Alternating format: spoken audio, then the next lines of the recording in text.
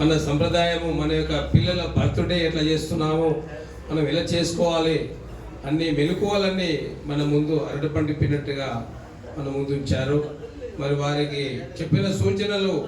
కొంత గొప్ప మనం ఆచరించాలని, మన లోపల మార్పు రావాలని, ఆ మార్పు మనతోనే మొదలు కావాలని మనమందరం కూడా ఆ రోడ్లో ప్రయాణం చేస్తే బాగుంటుందని మనమందరం కూడా గ్రహించి మరి సార్ గారికి మరి పాద నమస్కారం తెలియజేస్తూ, ఎందుకంటే ఊరికి రారు మహాత్ములు, వాళ్ళు ఊరికి ఎట్లా వస్తున్నారు, ఇంతమందిని ఉద్దేశించి ఇన్ని గొప్ప విశేషాలు చెప్పడానికి వస్తారు.